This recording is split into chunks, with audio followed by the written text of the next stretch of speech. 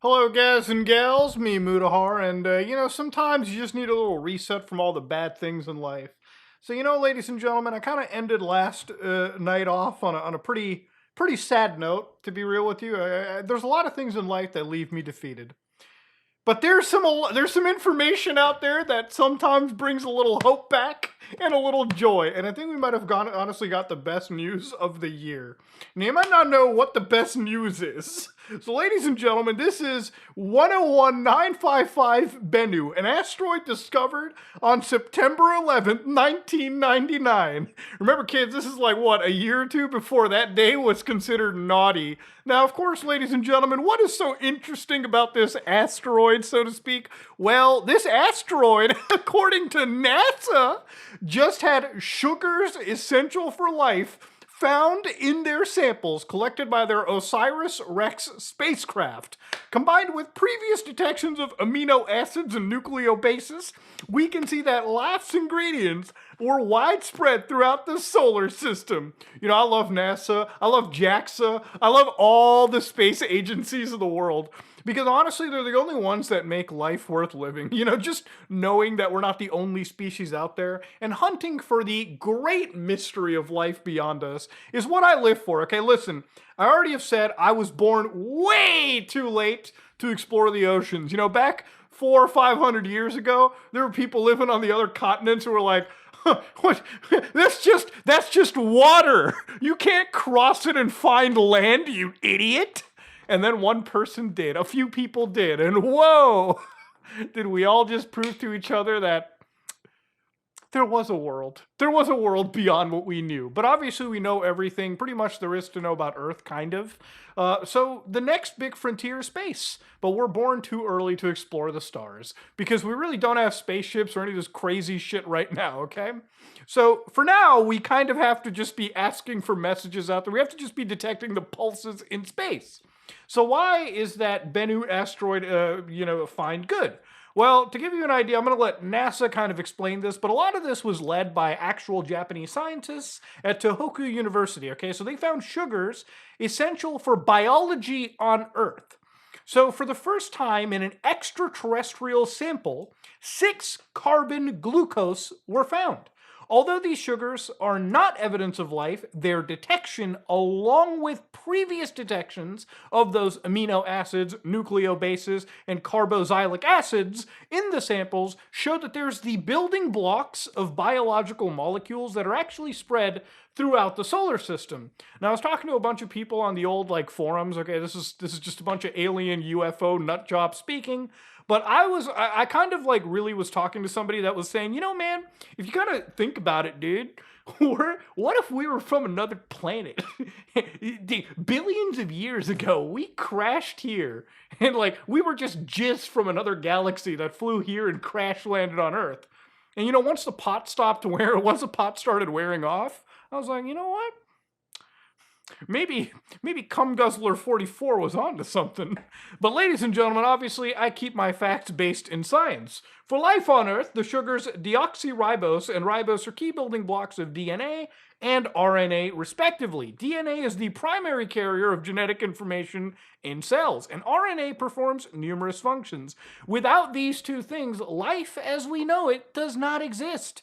So, of course, they started to bring up more and more of these samples from Bennu, and this is a graph where they started showcasing, again, guanine, cytosine, ribose, adenine, uracil, and phosphate.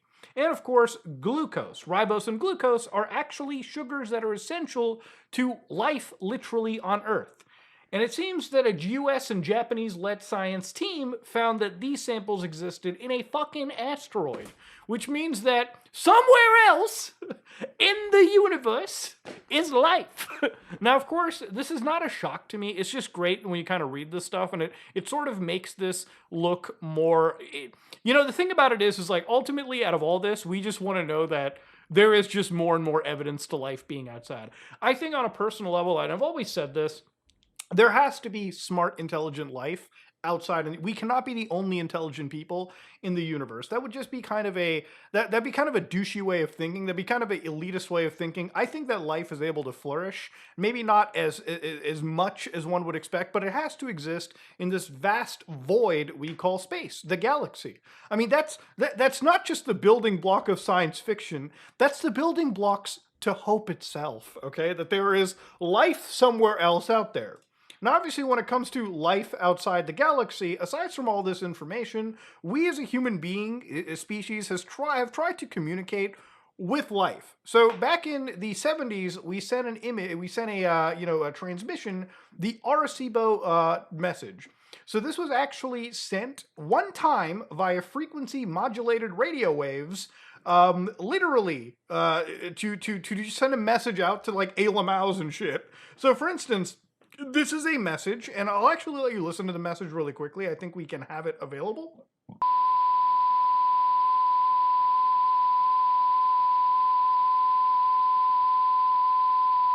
So yeah, we're not really cussing at the aliens, but the different modulations you can hear in that audio tone correspond to this. Basically, if you were to take that audio tone, you would get around, I believe, 1,679 bits of data contained in that actual audio. And those pieces of data correspond to this image right over here.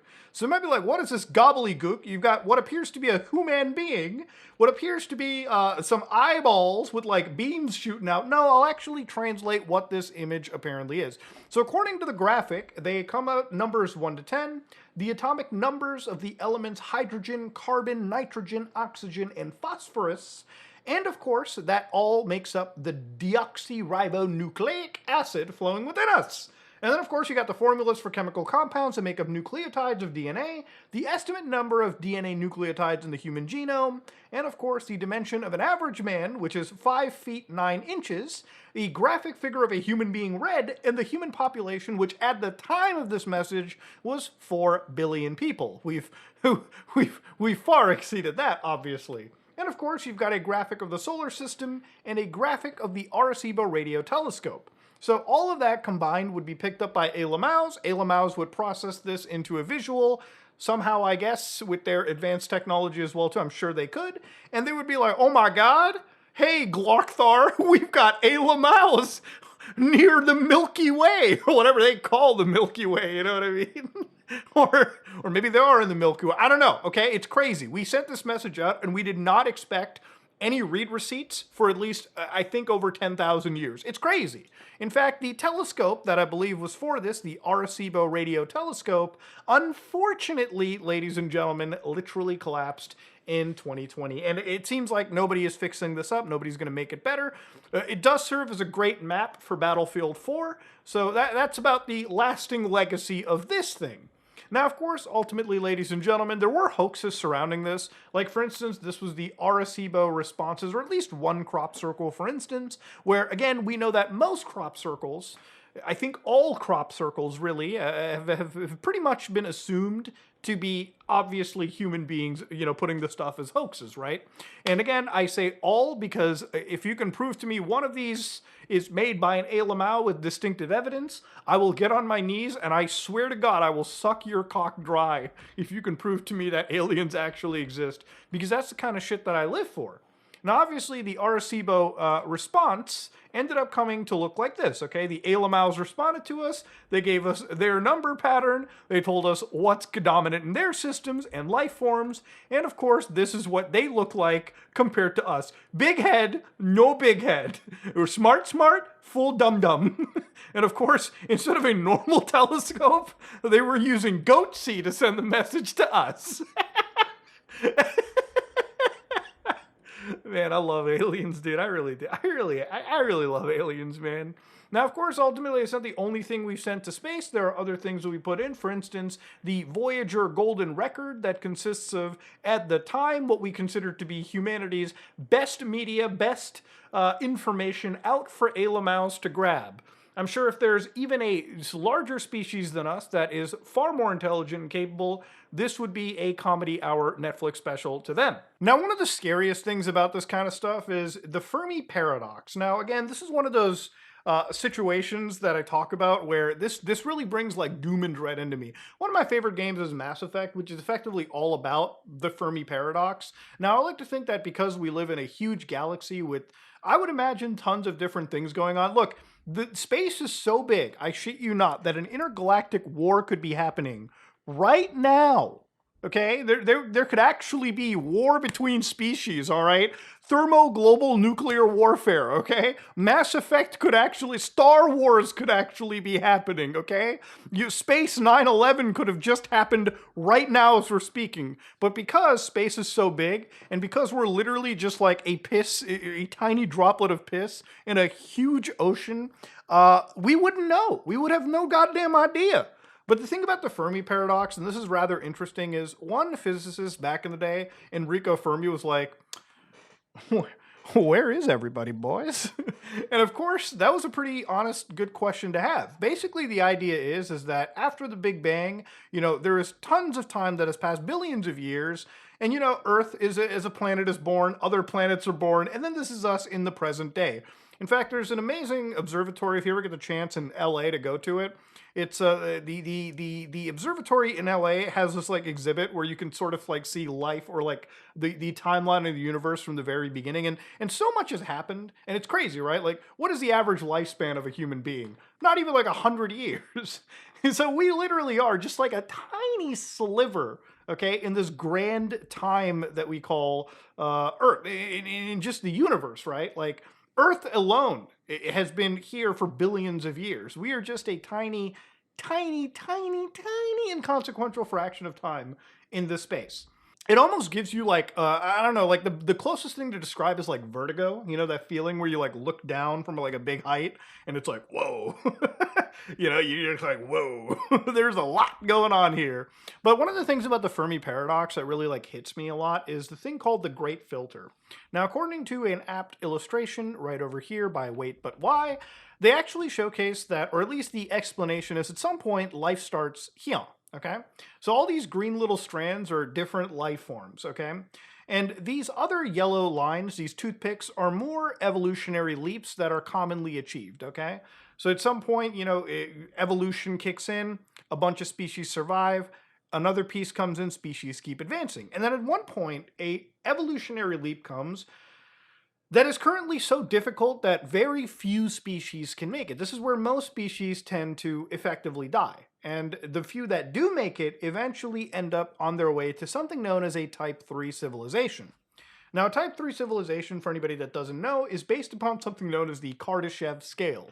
So Type 1 is a civilization that's able to access all the energy on its planet and store it for its consumption. I don't even think humanity is close to being a Type 1 civilization on this scale because there's still so much of the Earth we have no fucking clue about. And then, of course, Type 2 is a civilization that can consume a star's energy, most likely through the use of a Dyson sphere. And this is what a Dyson sphere looks like, like a little fucking structure that harnesses the power of a star. Yeah, we're not even close to achieving any of that crap, okay? That's science, that's super science fiction, okay? SSF. Then, of course, you've got Type 3 civilizations, which is able to capture all the energy emitted by its galaxy, every object within it. Basically, just a super mega galaxy, a super mega species in a way, too. The Protheans from Mass Effect. If anything, this is the reason why I play games like Star Citizen, No Man's Sky. Any space slop you throw towards me, I just fucking consume that shit up, because we're a long ways away from even touching Type 1, I think. Type 2 and Type 3, that ain't happening in my lifetime, and I've come to accept it. And that's okay, because as long as video games are a thing, at least I'll be able to experience what future generations will just live through, pretend, and take actual, like, they will just never understand what it's like for their forefathers to dream of star travel. But yeah, going back to the Great Filter, I've always literally talked about the evolutionary leap, and the things I've talked about it with the people on the nuttiest, like, UFO boards has always kind of been, like, many things. It could be, like, space travel, like, leaving and going into space is such a difficult, daunting, and expensive task. that I don't know if humanity really has it in for it, given the trajectory of the world right now, as depressing as it is. There's a lot of we do really have to come together as a species and try to figure out how to leave the rock that we're on, because yeah, resources can be limited, and ultimately the goal is to at least try to see if we can colonize something else in our solar system, like Mars, for instance. But that's a long time away. People like Elon Musk have been promising this shit for like what? I think 10 years ago we were already supposed to have a colony on Mars. Dog, our Teslas can't even automatically self-drive from here to Dupree's without manual intervention. Okay, so we really are kind of lagging on that. And the whole focus towards AI shit, yeah, that's where our money and focus is kind of going. Not on the cool stuff, on the boring shit. But of course, it could also be things that are, like nuclear energy, for instance. I think I was reading somewhere that like when it comes to nuclear energy, anytime like a society discovers it or like a species discovers it, it usually marks the end, because, oftentimes it could just be species end themselves in nuclear holocaust and destruction, which is a real fear that we used to have back in the Cold War, right? Like when we had multiple like superpowers with nuclear arms and everything too. It was a real fear people had. People made bunkers over this kind of shit, man. But yeah, it's crazy to think that, the world that we're headed to, as depressing as things may be, it is genuinely nice, and I think it does bring a smile to my face when honestly I can see that in some ways there is some possibility of life outside us. And even though I'm not going to live long enough to see it, like I won't. It's just something I accept. Like, unless we get, listen, if an alien was flying above my house right now, okay, I would go out with a sign and say, fuck me, probe me in the ass. Because at least I get to experience an alien in my lifetime, okay? Even if it means a sore asshole the next day. Well, you know what I mean? At least I get to see aliens. I love and breathe alien shit. I love UFOs, love aliens. I love the thought of life outside our universe, okay? Sometimes I just kind of think about like, what would be like future intergalactic civilizations? Are we ever going to have like a point where, humanity has to go to like Space United Nations, the Space Citadel, and talk about it? I don't know. That is a discussion and thought for a society so far ahead from where we are right now. But at least I can rest easy knowing that the building blocks of life, it seems at least now they've been proven to exist all across the known universe. And that means there's probably another planet with another species that has the same issues, different issues, whatever, existing as well too. You think about humanity and just the tiny impact that we've had here. It's almost insane to think we've had our own history. We've had so much stuff in our collective species to think about. And then there exist so many other civilizations with their own stories. And maybe one day we'll get to experience somebody else's stories and we can tell them ours. But that's for generations down in the future. Ladies and gentlemen, at least we know Alamaus, they definitely have to exist. I am out.